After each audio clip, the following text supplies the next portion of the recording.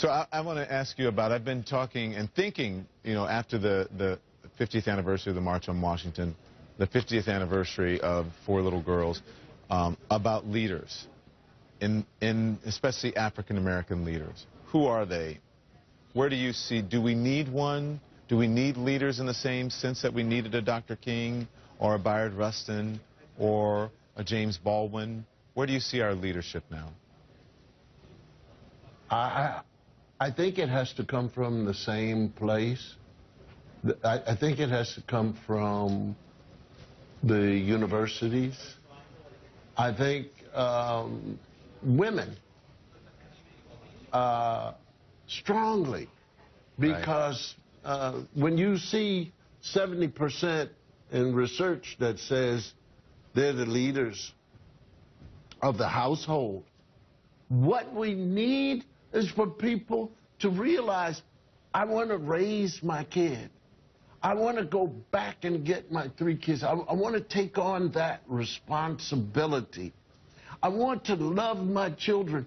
You know, one of the great pictures that, I mean, reaches me, because it is special, is to go to, for instance, the Essence affair, and walking around to see to see a black male with his child on the shoulders and holding, I mean, that means something. And I'm sure that this president of the college knows what it feels like to welcoming the fresh people in and look out and see father serious about it.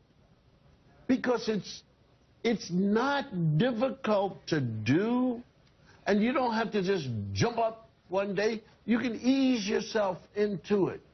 Of course, we have great things happening. Graduates of the Naval Academy, the Military Academy, graduates of all kinds of Morehouse and Miles and colleges Harvard like that. and Yale. But by the same token, we also need those people. Go to community college. Okay, so you're backed up and you didn't do well, you quit school, but now you find you need that high school credential. Go to the community college. Get yourself there. Put your body in line.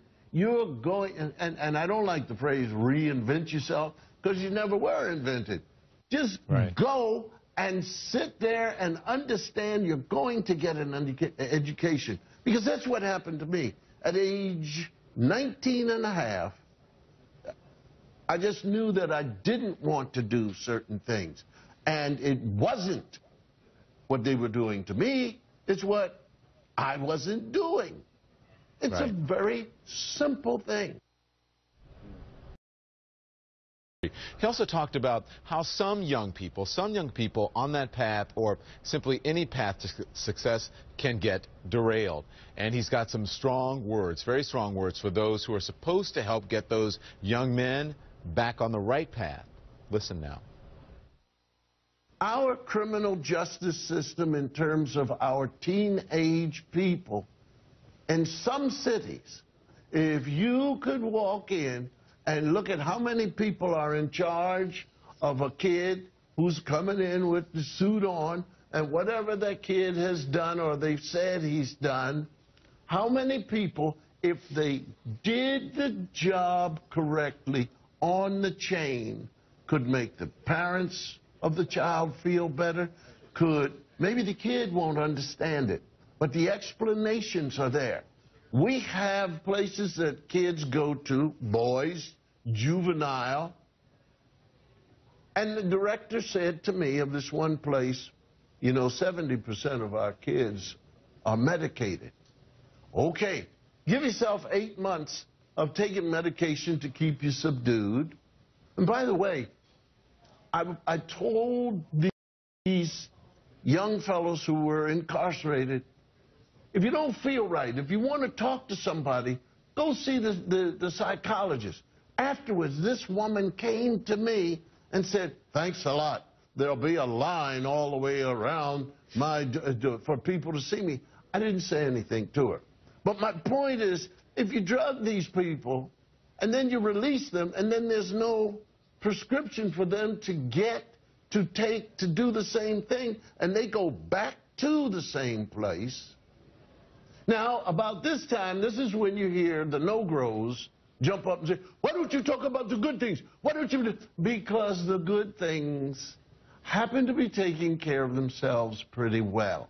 We're trying to help those geniuses, those not geniuses, people who deserve, because they're human beings on this earth, in the United States of America.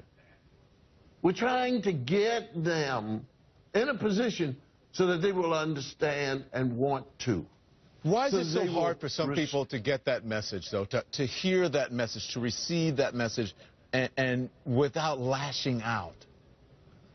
Well, it's because they feel, I think they feel embarrassed. I think they feel embarrassed about, Sammy Davis said something to me one day. We were playing in a routine, and I told him I knew something, and he said, no, you don't. And I said, yes, I do. And I said it, and he said, no, that's not the way it goes. And then I said the same thing louder, and he said, Bill, saying it loud don't make it right. And so every loud voice you hear yelling about something and saying, well, you lost us, you became a millionaire. The reason why I'm giving you this information is because I was living in the projects. I was not taking care of myself in terms of managing my education. And once the door opened and I saw, quote unquote, the light, I've started to become very successful.